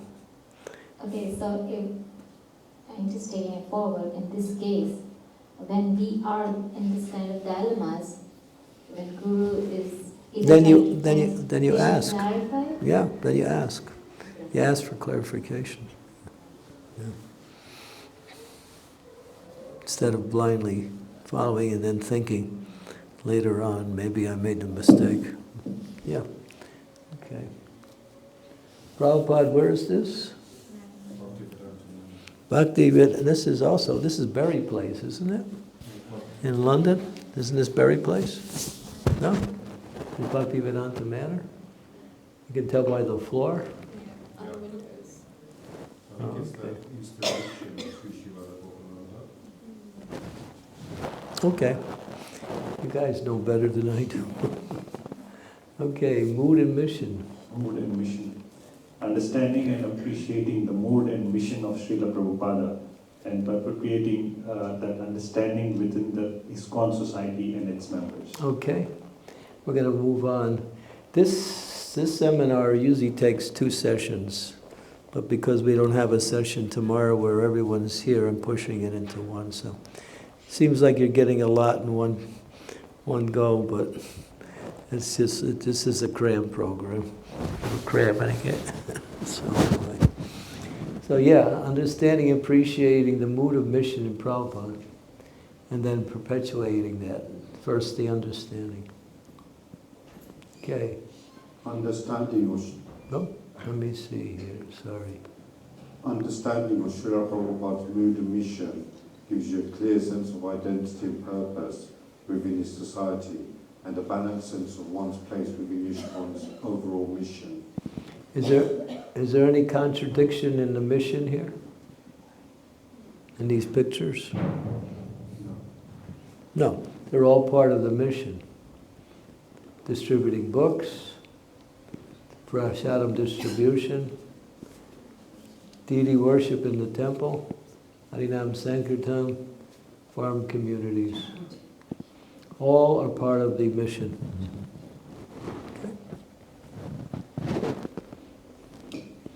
Okay, understanding that will give you a clear sense of identity. So we may be inclined to one or more of these different services, but they're all part of the mission. And it gives a sense of balance and place within ISKCON's overall mission. Oops. In conclusion, if a disciple is very serious to execute the mission of the spiritual master, he immediately associates with the Supreme Personality of Godhead by Vani or Vapu. This is the only secret of success in seeing the Supreme Personality of Godhead. Instead of being eager to see the Lord in some bush or Vrindavan, while at the same time engaging in sense gratification, if one instead sticks to the principles of following the words of the spiritual master, he will see the Supreme Lord without difficulty. Yeah. So people want to see Krishna in Vrindavan by going into the 10th canto without any understanding. But here is the actual way to associate with the Supreme Lord, is that one is serious to execute the mission of the spiritual master. He immediately associates with the Supreme Personality of Godhead, both by Vani and by Vapu. Pretty powerful. That's from Bhagavatam. Any questions on that one? Okay. Academic and moral integrity. In studying and preaching the scripture, it is necessary that we have moral and academic integrity in the interpretation, evaluation, and application of Shastric knowledge. Integrity, doing what is right, even when it is difficult. Right. Doing what we also have an experience of being put in a situation, having to do something when it's difficult, but we know it needs to be done. That's moral integrity. Academic integrity is to accept the knowledge as it's given. Okay? Examples of poor or dishonest use of scripture. The tendency to quote only half a sloka when the second half modifies or qualifies the first. Here's the example. The Personality of Godhead replied, the renunciation of work and work in devotion are both good for liberation. That's the first section, and then the second half. Both of the two, work in devotional service is better than renunciation of work. Yeah. Both are good for liberation, but then Krishna clarifies that it is better than, devotional service is better than simply renouncing material activity. Both are necessary. Okay, there's an example of how someone will want to make a point by only quoting part of the verse. Okay? Choosing and quoting only verses is evidence that support our own option and neglecting others. Our own opinion and neglecting others. Looking for those verses that support our own opinion. You can do that. What is it called? Different slokes for different folks. Yeah. Pick that sloke that you really want to resonate with, and you want to really, push your own program through. And people do that. They look for that thing that is, they got their own ideas and how they want, and whatever kind of results they want. So, and you can do that. And one devotee who was very expert at Shastras, he said, you can prove impersonalism simply by the Bhagavatam. There are people who are so expert at manipulating Shastra that they can change it completely around. So that's dishonesty. I mean, that's neglecting the opinion of others, supporting your own opinion only. That's what Mayavadis do. That's what Mayavadis do. Yeah, they're expert at that. Mayavadis means how to juggle words to reinterpret something in Jagat, what is it? Jagat Mitra, what is it? Satyam Priyam, Jagat Mitra. Brahma Satya Jagat Mitra. Brahma is truth, Jagat is false. So, false means temporary. But it's not false, because everything is coming from Brahman, so how can something coming from Brahman be false?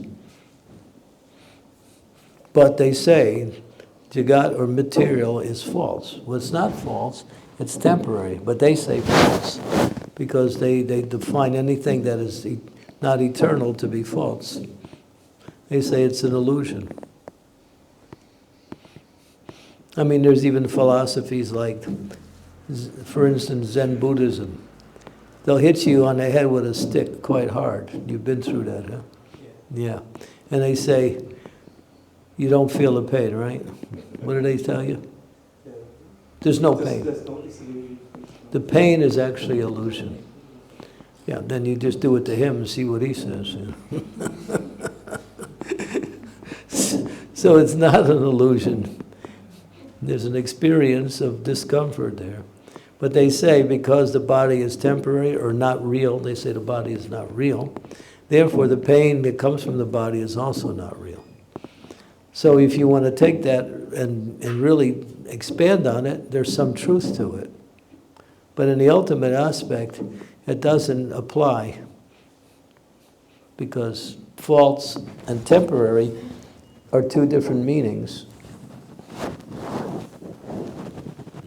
Okay. Citing context, relevant materials, and absolute truth, or quoting out of context. Yeah, quoting out of context. Prabhupada said this. Prabhupada said we can all drink, 7-Up.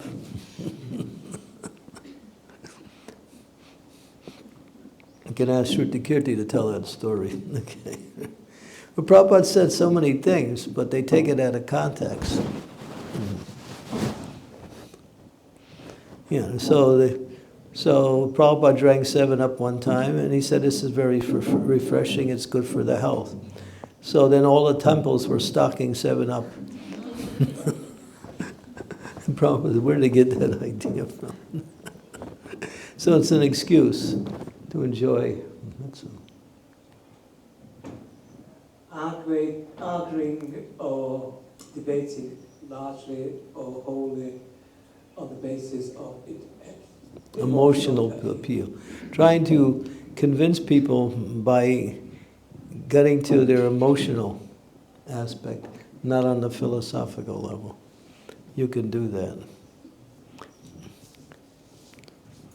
Okay, that's clear.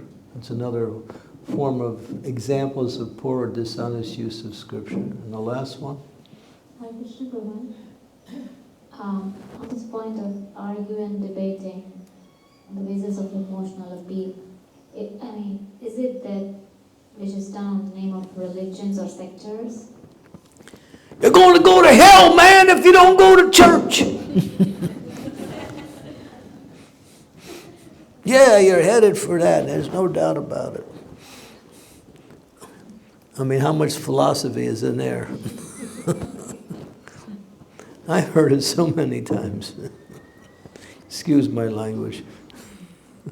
I'm just parroting what I've heard. I've been to a lot of different religious groups. I used to do interfaith a lot.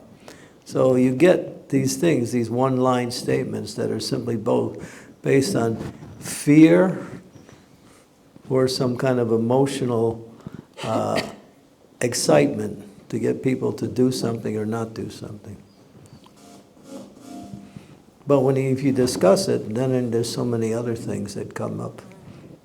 This becomes an offense to the Lord, right? It's offensive to the people you're speaking it to. It's not really giving them knowledge, it's just trying to manipulate them, that's all. Emotional appeal is manipulation. Okay. Quoting a verse that doesn't actually explain that which we are discussing, or whose meaning is unclear and or ambiguous. Quoting a verse that doesn't actually explain that which we are discussing, or whose meaning is unclear or ambiguous. Yeah, trying to connect something that is not relevant to the discussion. Any examples?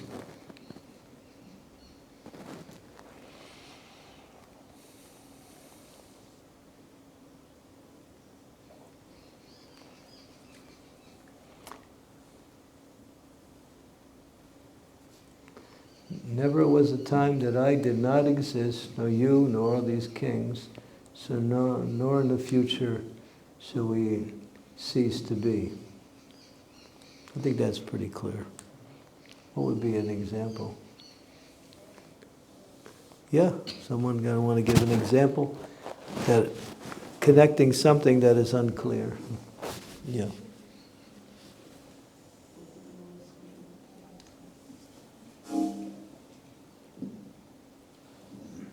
In the Gita, where Krishna talks about I am the light of the sun, etc. So it could be taken as God is impersonal because he's describing himself in nature.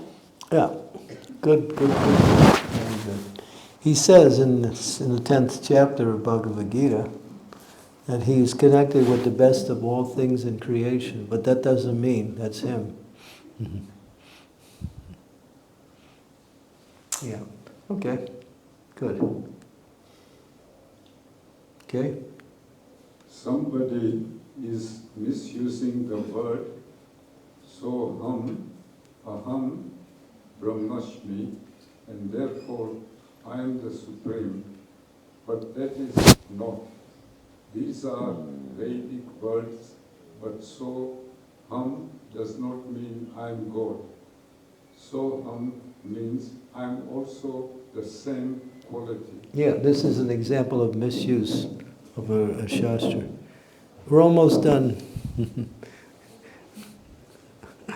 It's a little longer, this particular presentation.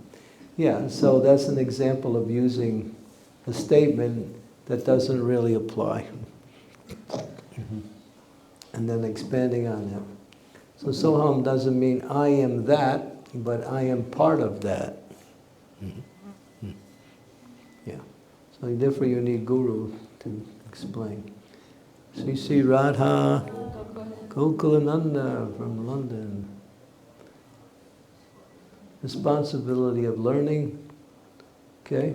We must take responsibility for our learning and develop healthy study habits.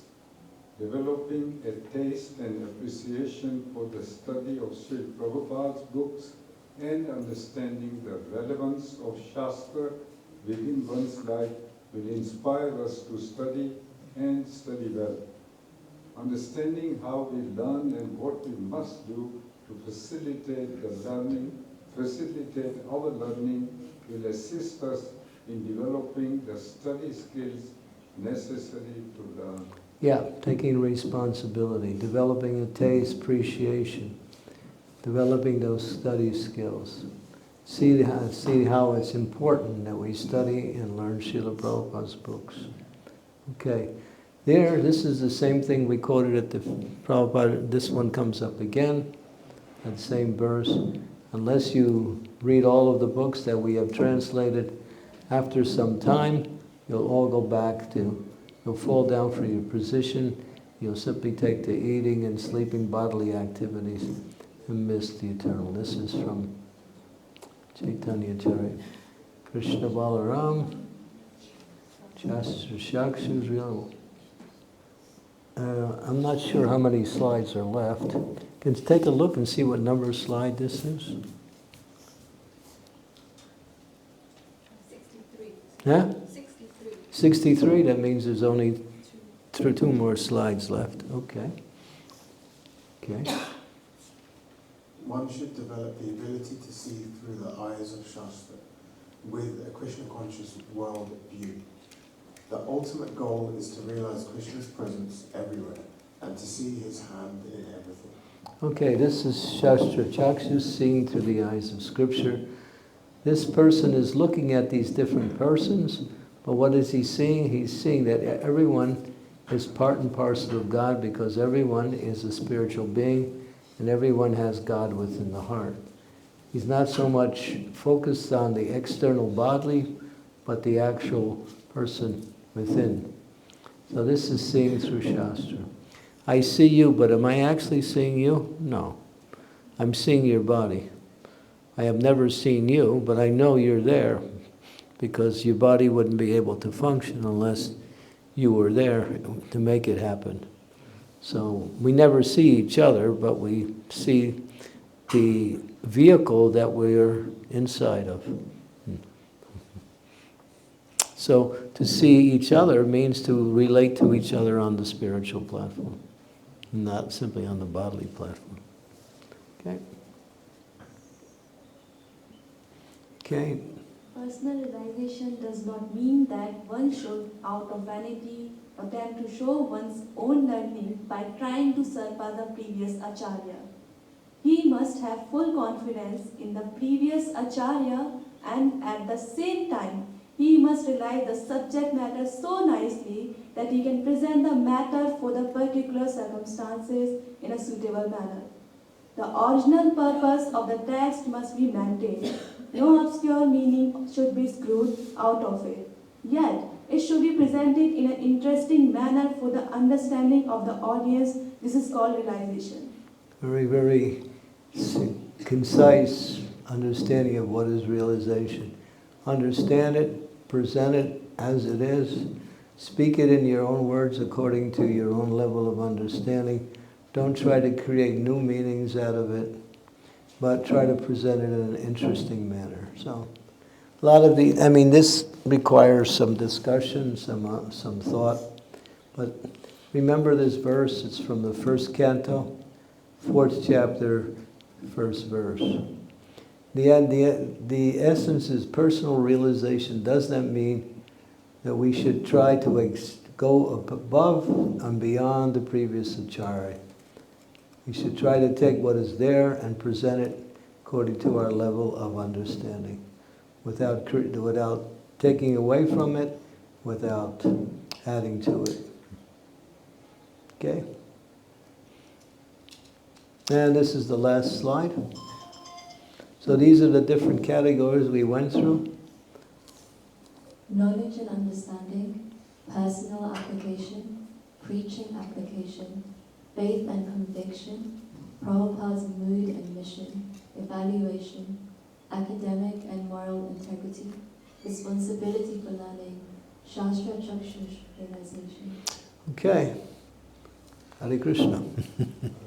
That's it. That's just a summation of everything we went through, that last one.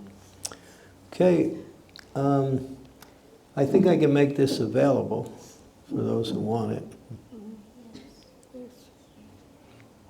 It would require us to really read it and understand it. This is really an in-depth look at how to keep Srila Prabhupada in the center and to keep the proper understanding of the knowledge that he's given us without allowing it to deteriorate over the course of time. Yeah, so this is really a powerful presentation. It's nice. Anyway, a lot to learn. I did this, it took me 3 days to do this whole thing in the ILS a few years ago. I just did it in one lesson now because devotees are not here tomorrow, so it was a cram program. But I felt it was important that we hear about Prabhupada's books and how to understand it from different angles, the different moods, as it's explained in that last summation there. Because it's more than just reading, much more. We're meant to imbibe this knowledge where it becomes your character. Then you're a spiritual person, because you're living according to the principles that make up spiritual life, and not simply theoretically, but actually living like that. Practical application of philosophical knowledge brings realization, which develops into the mode of bhakti. Yeah. Okay, any final statements? This one was a little, most everybody looks a little stunned. So, I know it was pretty deep, but I like it. So I presented it. I thought it would be relevant to devotees so they can really approach Shastra and not in a but in a more broader way. And not simply in one way. Yes? Hare Krishna. I will try and be very brief, Guru Maharaj.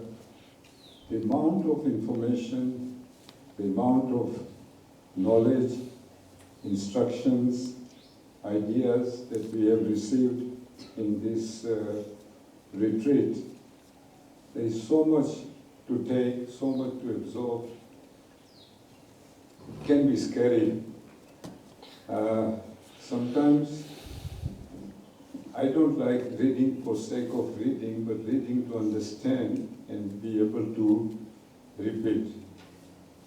But we thank you all, the second level disciples, to help us with the third level. And I feel it's a very heavy challenge, very heavy responsibility for us that has been now put to us. So we have to be determined to act and work harder at it. Yeah. Your blessings. You have to understand what this movement is about. It's about becoming Krishna conscious, but it's also making others Krishna conscious. It's not just about, we're not Bhajananandis, we're not simply interested in our own development and our own success. Our success is aligned with giving that same mercy to others. That's our program. It's a preaching movement. It's not a chapati flipping movement or a pizza eating movement. It's for the benefit of the whole world. Prabhupada's pushing us. That's the legacy he left us. And he made it in such a way as the more you give Krishna conscious, the more you get Krishna conscious. It works like that. Just like it's also the same principle in The more you give love, the more the more you can receive, the more people will love you. Sometimes they say, nobody loves me. Okay, try to love somebody and you'll start feeling love. Nobody loves me. Well, maybe you should try loving others and see what happens. Then you start receiving love. And so in the same way, when we give this experience of transcendental knowledge and the knowledge itself to others, we also gain both of those same things and more. We also gain one extra thing, Krishna's favor, which is really the summation of everything.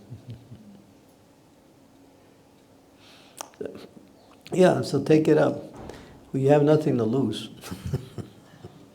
And you have everything to gain. Krishna, I have a question. When we are discussing about the generation slides, so I was just thinking, when we say we are trying to be Krishna conscious, so we get Prabhupada in the center. Right. Because Prabhupada is Krishna conscious, if we keep Prabhupada in the center, we'll be Krishna conscious. Mm-hmm. Again, going to the next generation, to our Guru. If we keep Guru in the center, but it's not contrary though. But then how? Because our Guru represents whatever he knows and whatever he teaches is coming from Prabhupada. 2 and 2 is 4, 3 and 1 is 4.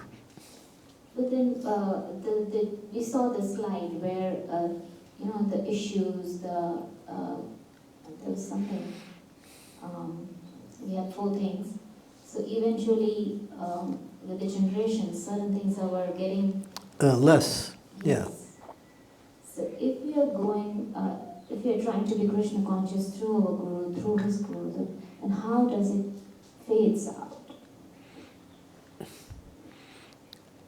And we showed you that in order to keep it from phasing out, there are ways to prevent that.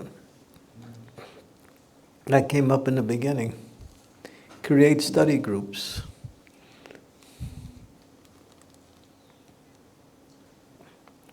Learn how to read in a prayerful manner. Learn how to read in a very manner that you can actually get the full benefit from the reading. So it's the mood which brings about the results. But unless we keep Prabhupada in the center, these things will deteriorate. That's the whole point here. Why, now more than ever, why is it important to read Srila Prabhupada's books? Because time is withering away our relationship with Krishna, with Prabhupada. Bring him back into the center. That's what this whole seminar is about, bringing Prabhupada back into the center. And, there's a lot of things that became the center. There are people who are worshiping Durga in our movement. There's people who are worshiping Shiva, saying it's all part of the spiritual process. There's so much stuff going on in our movement that it's really not only not keeping Prabhupada in the center, but again, some of the instructions that Prabhupada gave. Prabhupada talks about kirtan. He said, kirtan means to glorify the Supreme Personality of Godhead. And we're also chanting kirtan to glorify Lord Shiva.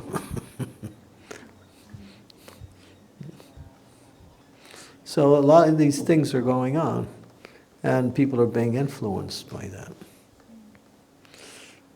Prabhupada was important, but that was 50 years ago. Now things have changed. We need this. We need, Reiki. We need this. We need that. We need this kind of thing. We need all of these other things that are going on in society because they're important also.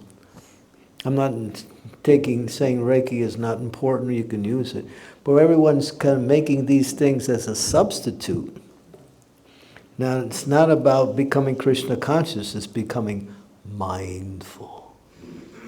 What the hell does that mean? Put Krishna in your mind, then you're Krishna conscious. And we're getting into those, you don't change the thing, you just add different words that actually take it away from the essence. We're expert at that. This is a whole thing now, but I think we need to go into the next session. So I'm going to humbly request that you not take a break, because Shruti Kirti is here and he's ready to go. And you can relax a little bit. You don't have to think as hard now, you just have to receive all of his transcendental knowledge. And then you can relax after he's done. So this last day is going to be a little intense. We also you can also announce, we're going to hear from His Holiness Radhanath Swami